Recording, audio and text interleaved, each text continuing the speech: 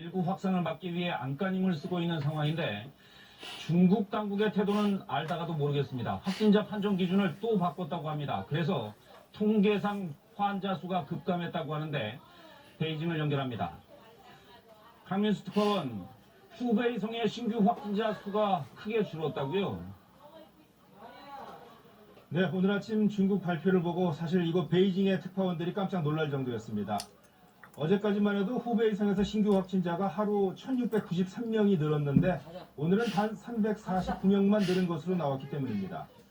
이 후베이성 밖에 중국 전역에서는 단 45명이 늘은 것으로 발표를 했습니다.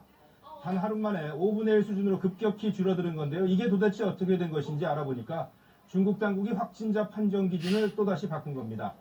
지난 12일에 핵산 검사지를 통한 확진 판정 정확도가 50%도 안 된다면서 중국 스스로가 임상 확진 환자까지 포함시키겠다고 해놓고서는 일주일 만에 다시 임상 확진 환자를 빼기로 했다는 겁니다. 이 중국이 발표하는 공식 통계를 어디까지 믿어야 하는지 저희들도 많이 혼란스럽습니다. 중국 당국이 실체와 달리 통계만을 인위적으로 만들어서 겉보기 상황을 진정시키려는 것 아니냐는 비판까지 나오고 있습니다. 네, 결국 확진 판정 기준이 오락가락하면서 환자 수가 늘었다 줄었다 하고 있는 건데 도대체 왜 이러는 겁니까? 네, 상식적으로 이해하기 힘든 조치가 이어지고 있습니다. 일주일 만에 다시 확진자 판정 기준을 엄격하게 바꾼 중국 당국이 발표한 표면적 이유는 크게 두 가지입니다. 첫째, 자신들 스스로가 50% 정확도도 안 된다던 그 핵산 검사지를 통한 진단이 그 사이에 많이 정확해졌다는 이유입니다. 두 번째로는 이런 방식의 검사에 드는 시간이 대폭 단축됐다는 이유도 있습니다. 하지만 그렇다면 지난 일주일 동안 늘어난 환자들에 대한 소급 처리는 어떻게 되고 있는 것인지 이런 부분에 대한 자세한 설명도 없이 그냥 환자 수가 급감했다고만 발표를 하고 있습니다. 네, 중국 정부의 통계는 그렇다 치고 우한의 실제 상황은 어떨까요?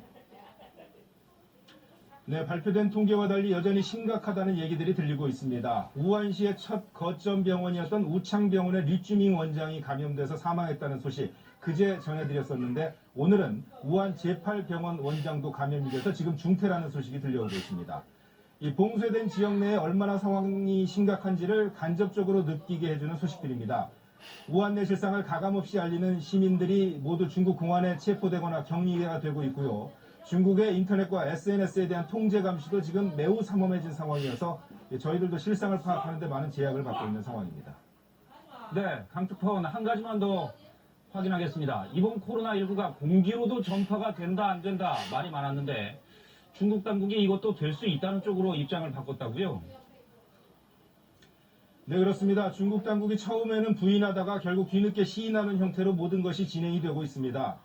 얼마 전에 상하이시 민정국 부국장이라는 사람이 공기 중 전파 가능성, 이른바 에어로졸 감염 가능성을 경고한 바가 있었는데 그때까지만 해도 중국 국가위생건강위는 부정적인 입장을 내며 반박을 하고 있었거든요.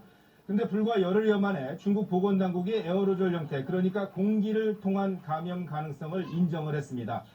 이는 코로나19가 에어로졸 형태로 화장실의 하수도를 거쳐서 아파트의 위아랫집으로 전파될 수 있다는 이 홍콩 전문가들의 경고와 우려에 대해 사실상 시인한 것으로 해석되고도 있습니다. 사람 간 전염 가능성, 또 의료진 감염, 생각보다 강한 전염력, 그리고 이번 에어로졸 전파 가능성까지 이 모든 것을 중국 정부는 처음에 부인하다가 나중에 뒤늦게 시인하고 있습니다. 지금까지 베이징에서 전해드렸습니다.